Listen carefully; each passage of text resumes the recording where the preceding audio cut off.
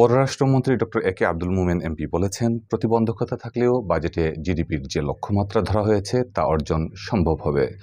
করোনার সময়ও দেশে প্রবৃদ্ধির হার ছিল সাফল্যজনক, যা পৃথিবীর মধ্যে উল্লেখযোগ্যও ছিল। দেশের খেটে খাওয়া মানুষের শ্রম আর প্রধানমন্ত্রীর সঠিক সিদ্ধান্ত ও দিক নির্দেশনার কারণে এটা সম্ভব হয়েছে। শুক্রবার দুপুরে সিলেটে সমাজসেবা অধিদপ্তর কর্তৃক আয়োজিত বিভাগীয় আন্তঃপ্রাতিষ্ঠানিক ক্রীড়া ও সাংস্কৃতিক প্রতিযোগিতার পুরস্কার বিতরণ শেষে সাংবাদিকদের প্রশ্নের জবাবে তিনি একথা বলেন। জাতীয় সংসদে প্রস্তাবিত বাজেট বাস্তবায়নের চ্যালেঞ্জ প্রসঙ্গে সাংবাদিকদের প্রশ্নের জবাবে পররাষ্ট্রমন্ত্রী আরও বলেন, দেশের যাতে উন্নয়ন হয়, মঙ্গল হয়, সেই লক্ষ্যেই সরকার কাজ করে। আমাদের প্রধানমন্ত্রী খুবই সাহসী নারী ও দেশের উন্নয়নে একাগ্রচিত্ত। কোভিডের সময় অনেক গণমাধ্যম বলেছিল, গেল গেল দেশ শেষ, দেশের আর উন্নয়ন হবে না। কিন্তু আল্লাহ মেহেরবান, কোভিডের সময় আমাদের প্রবৃদ্ধির হার ছিল 6.94, যা অত্যন্ত সাফল্যজনক ও বিশ্বের মধ্যে উল্লেখযোগ্য ছিল।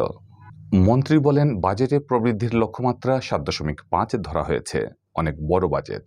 এগুলো অর্জনে অনেক প্রতিবন্ধকতা আছে। কোভিডের প্রতিবন্ধকতা আছে, ইউক্রেনের প্রতিবন্ধকতা আছে।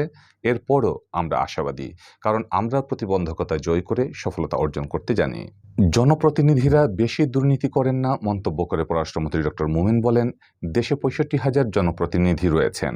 এর মধ্যে মাত্র 52 জনের বিরুদ্ধে দুর্নীতির অভিযোগ রয়েছে। তাদের বিরুদ্ধে ব্যবস্থাও নেওয়া হয়েছে। 65,000-এর মধ্যে 52 জন, এটা নাথিং।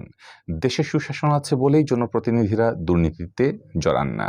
এর আগে পুরস্কার বিতরণী অনুষ্ঠানে প্রধান অতিথির বক্তব্যে পররাষ্ট্রমন্ত্রী বলেন, দেশে দারিদ্রতার হার 20% নেমে এসেছে এবং অতি দারিদ্রতার হার 10%। আগামী কয়েক বছরের মধ্যে এ হার আরও নেমে আসবে। বর্তমান সরকারের প্রচেষ্টায় দেশের মানুষের অর্থনৈতিক কল্যাণের পাশাপাশি বিশ্বে অন্যান্য দৃষ্টান্ত স্থাপন করেছে বাংলাদেশ বলে জানান মন্ত্রী।